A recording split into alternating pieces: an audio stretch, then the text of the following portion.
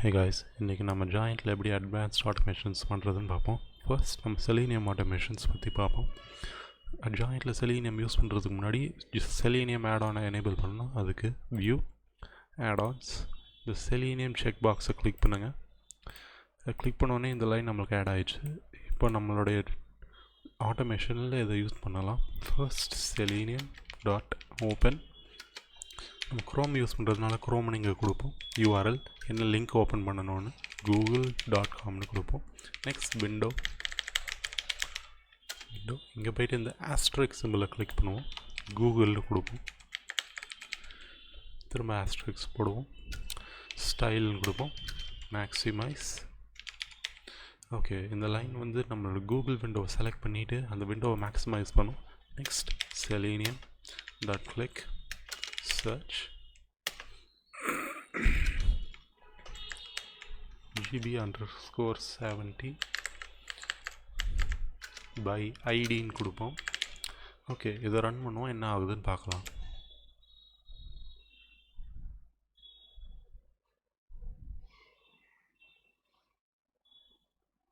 Okay, சக்ஸஸ்ஃபுல்லாக நம்ம automation run ஆயிடுச்சு. ஒரு கூகுள் க்ரோம் விண்டோ ஓப்பன் ஆகி அதில் கூகுளுக்கு போய் சைன்இன் பட்டன் கிளிக் பண்ணிடுச்சு. இப்போ சைன்இன் மெனுக்கும் வந்துட்டோம். ஓகே, இப்போ நம்ம சர்ச் கமாண்டை பற்றி பார்ப்போம். சர்ச் கமாண்ட் வந்து ஒரு பர்டிகுலர் எலிமெண்ட் என்ன வெப் ப்ரௌசரை செலக்ட் பண்ணோம். நம்ம இங்கே ஐடி யூஸ் பண்ணுறதுனால ஐடியை வச்சு செலக்ட் பண்ணோம். இப்போ multiple different types of selectors இருக்குது. ஐடியை வச்சு தான் செலக்ட் பண்ணணும்னு இல்லை. நேம், கிளாஸ், எக்ஸ்பேத், டேக் இந்த மாதிரி செலக்டர்ஸும் யூஸ் பண்ணலாம். ஓகே, இப்போ க்ரோம்குள்ளே போவோம். க்ரோமில் போய்ட்டு இந்த சைன்இன் பட்டனை ரைட் கிளிக் பண்ணி இன்ஸ்பெக்ட்னு கிளிக் பண்ணுவோம். இதில் பார்த்தீங்கன்னா உங்களுடைய அந்த எலிமெண்ட்டுக்கான ஐடி GB_70 GB_70 என்ற ஐடியை யூஸ் பண்ணி நம்ம கோடில் அந்த எலிமெண்ட்டை செலக்ட் பண்ணி கிளிக் பண்ணியிருக்கோம். இப்படி தான் உங்களுடைய ஆட்டோமேஷன்ஸில் செலக்டர்ஸை யூஸ் பண்ணலாம். ஓகே, நம்ம இதே ஆட்டோமேஷனை வேறு செலக்டர் வச்சு ரன் பண்ணலாம். ஃபர்ஸ்ட் இங்கே வருவோம்.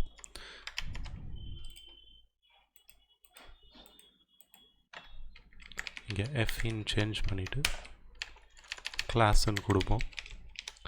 என்ன ஆகுதுன்னு பார்க்கலாம். ரன் பண்ணுவோம்.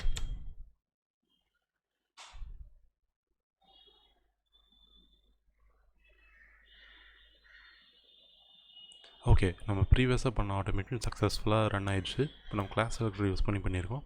ஃபர்ஸ்ட் ப்ரீவியஸ் பேஜுக்கு போவோம். இப்போ இங்கே ரைட் கிளிக் பண்ணி இன்ஸ்பெக்ட் எலிமெண்ட்னு கொடுப்போம். ஓகே, இதில் நம்ம இங்கே கிளாஸை பார்த்தோன்னா எஃப்இன்னு இருக்குது. GB_FE இந்த கிளாஸ் செலக்டர் யூஸ் பண்ணி நம்ம அதை சக்ஸஸ்ஃபுல்லாக செலக்ட் பண்ணிட்டோம். ஓகே, இப்போ இந்த ஆட்டோமேஷனை எக்ஸ்பேத் செலக்டர் மூலமாக எப்படி பண்ணுறதுன்னு பார்ப்போம். இந்த லைனை நம்ம ரீப்ளேஸ் பண்ணலாம். இங்கே ப்ரீவியஸாக கிளாஸ் இருந்தது எக்ஸ்பேத்னு மாற்றிட்டோம். இங்கே ப்ரீவியஸாக கிளாஸ் வேல்யூவை நம்ம இப்போ எக்ஸ்பேத் சின்டாக்ஸ் மூலமாக கொடுக்க போகிறோம். அதனால் இப்படி இருக்கும். இதை ரன் பண்ணலாம். என்ன ஆகுதுன்னு பார்ப்போம்.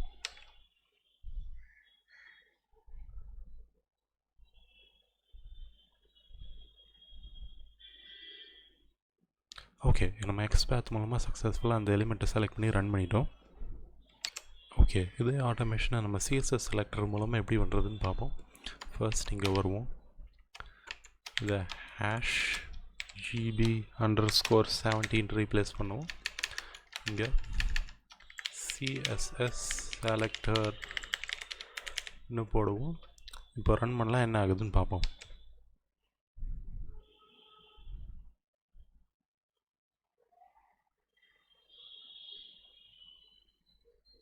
ஓகே, சக்ஸஸ்ஃபுல்லாக இந்த ஆட்டோமேஷனும் ரன் ஆயிடுச்சு. நம்ம CSS செலக்டர் மூலமாக அதை பண்ணிட்டோம்.